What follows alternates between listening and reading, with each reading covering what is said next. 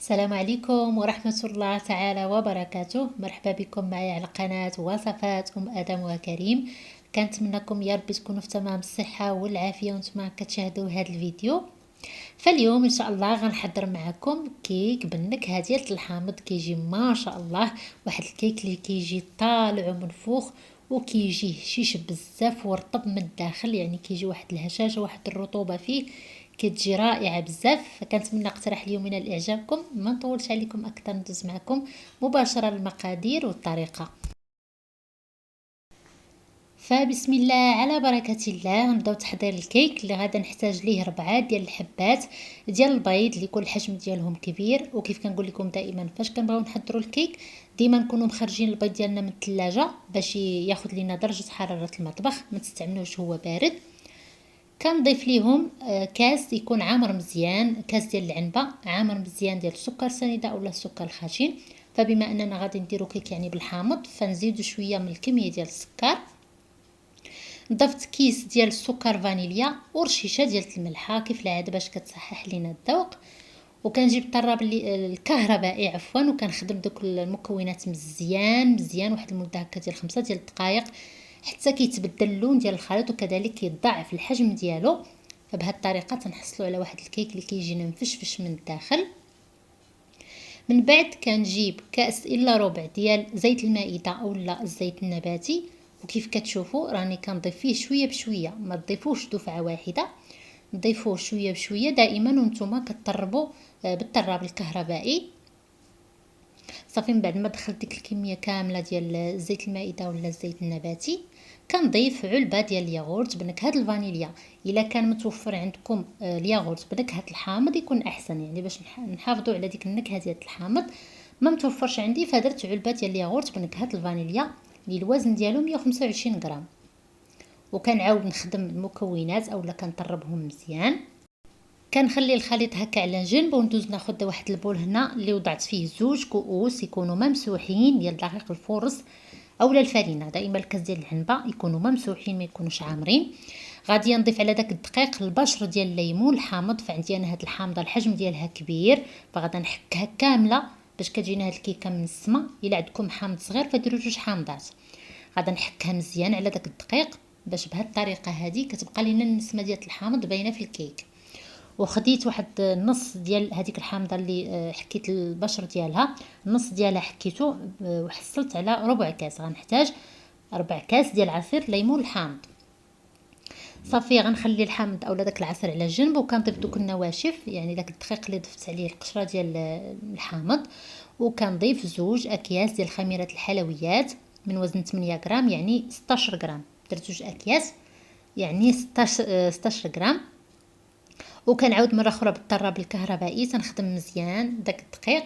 في الاول نبداو غير يعني سرعه اللي تكون منخفضه باش ما يهبطش لينا يعني داك الهواء اللي درنا في الكيك. من بعد كندمجو كلشي مزيان. غنجيب واحد لا سباتول باش كنهبط داك الدقيق اللي يعني لصق ليا في الجناب ديال البول مع الطراب الكهربائي. غادا نهبطو هكا بلا سباتول ونحاول ندمجو يعني مع داك الخليط ديال الكيك. صافي وكتبقى اخر اضافه كنخليو داك عصير الليمون الحامض هو الاخير. كما قلت لكم عندي 4 كاس كتضيفوا على داك الخليط وكنبقى نخلط غير بلا سباتول هي بشويه. انا لانه مسرعه المقطع علاش كيبان لكم راه مزروب كتخلطوا هي بشويه باش ما يهبط لكمش داك الهواء من الكيك ديالكم. صافي وجبت هنا المول اللي حضرته قبل ما نبدا نخلط الكيك. فخديت المول دهنته بالزبده ورشيته بالدقيق ووضعته في الثلاجه. هاد الطريقه هذه كتخلي الكيك ديالكم ملي كتبغيو تزولوه يعني ملي كيطيب كتبغيو تزولوه كيتزول معكم بسهوله ما كيلصقش في المول. فكدهنوا المول ديالكم بالزبده وترشوه بالدقيق وتوضعوه في الثلاجه باش كتبرد هذيك الزبده وكتقساح. وكدوزوا تحضروا الكيك ديالكم، ما تجيو فين تحضروا الخليط حتى كتلقاو ديك الزبده يعني قساحت. صافي كنصب فيه خليط الكيك وندخلو الفران اللي سبق لي وسخنته على 160 درجه العافيه كتكون شاعله غير من التحت. كنوضع المول في الوسط ديال الفران وتنشعل عليه العافيه غير من الجهه التحتانيه كما قلت لكم على 160 درجه حتى كيتنفخ وكيطيب. الا بان لكم راه يعني يتحمر بزاف من التحت ومن الفوق باقي فطفيو ليه العافيه هكا من التحت وشعلوا له من الفوق واش كيتحمر.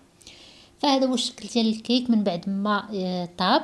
خليته في المول حتى كيدفى واحد شوي عاد باش غادا نزولو. ما تزولوش هو مازال سخون.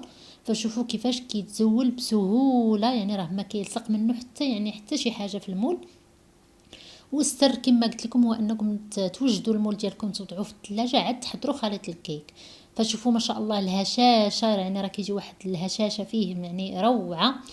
كنخليه هكا حتى كيبرد تماما عاد باش غندوز نزينو. فخديت كميه من الشوكولاته البيضاء اللي ذوبتها في حمام مريم، وضفت ليها ملعقه كبيره ديال زيت المائده ولا الزيت النباتي، وضعتها هكا في واحد الجيب حلواني، درتو غير بالورق ديال الفرن. وكندير به هكا اخطيطات من الفوق على الكيك. تقدروا ديروا كذلك حتى سكر كلاصي، كتاخذوا واحد الكاس ديال السكر كلاصي وتبقاو تضيفوا ليه في عصير الحامض، يعني كتبقاو تضيفوا غير شويه بشويه وانتم كتخلطوا حتى كتحصلوا على القوام اللي نتوما بغيتو. وكتزينوا به هكا ولا كديروه كغلاصاج من الفوق على الكيك ديالكم. وهكا زينت بواحد الطريفات ديال الحامض باش كنبقاو نذكروا دائما بالنكهه يعني اللي مصايبه بها هاد الكيكه. صافي وغادا نقطع معكم باش تشوفوا الشكل ديالها ما شاء الله كيفاش كتجي هشيشه بزاف وطريه.